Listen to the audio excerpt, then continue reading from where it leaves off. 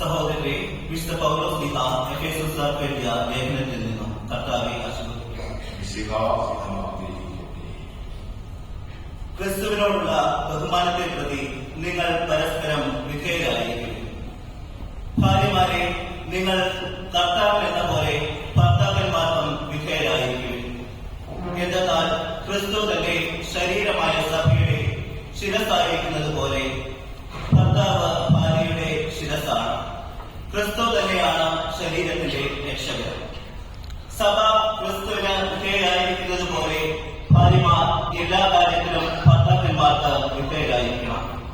ഭർത്താക്കന്മാരെ, ക്രിസ്തു സഭയെ സ്നേഹിക്കുകയും അവരെ വിശുദ്ധീകരിക്കുവാൻ വേണ്ടി തന്നെ തന്നെ സമർപ്പിക്കുകയും ചെയ്തതുപോലെ നിങ്ങൾ ഭാര്യമാരെ സ്നേഹിക്കണം. അവൻ സഭയെ വിശുദ്ധീകരിക്കുന്നതിന് ജലം കൊണ്ട് കഴുകി വചനത്തിൽ വെണ്മയുള്ളതാക്കി. അത് അവളെ കറിയോ ചുളുവോ മറ്റു കുറവുകളോ ഇല്ലാതെ മഹത്വപൂർണ്ണനായി തനിക്ക് തന്നെ പ്രതിഷ്ഠിക്കുന്നതിനും അവൾ പണിതുകയും പരിശുദ്ധിയും ആയിരിക്കുന്നതിനു വേണ്ടിയാണ്. അതുപോലെ തന്നെ ഭർത്താക്കന്മാർ ഭാര്യയെ സ്വന്തം ശരീരത്തെ എന്ന പോലെ സ്നേഹിക്കണം. ഭാര്യയെ സ്നേഹിക്കുന്നവൻ തന്നെ തന്നെയാണ് സ്നേഹിക്കുന്നത്. ആരും ഒരിക്കലും സ്വന്തം ശരീരത്തെ വെറുക്കുന്നില്ലല്ലോ.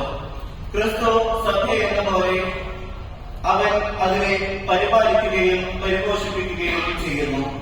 എന്നാൽ നാം അവന്റെ ശരീരത്തിന്റെ അവയവങ്ങളാണ്. ഇക്കാരണത്താൽ പുരുഷൻ പിതാവിനെയും മാതാവിനെയും വിട്ട് ഭാര്യയോട് ചേരും. അവർ രണ്ടുപേരും ഒന്നാവുകയും ചെയ്യും. ഇത് ഒരു വലിയ രഹസ്യമാണ്. സഭയോടും ക്രിസ്തുവിനോടും ബന്ധപ്പെടുത്തിയാണ് ഞാനിത് പറയുന്നത്.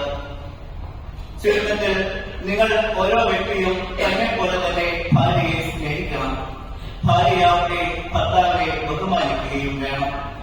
കുട്ടികളെ, കർത്താവിൽ നിങ്ങൾ മാതാപിതാക്കന്മാരെ അനുസരിക്കുകയും അത് ന്യായവും യുക്തമാണ്.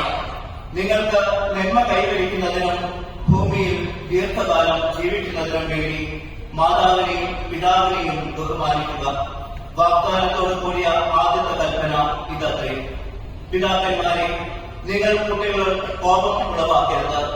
അവരെ കർത്താവിന്റെ ശിക്ഷണത്തിലും ഉപദേശത്തിലും വളർത്തുകയും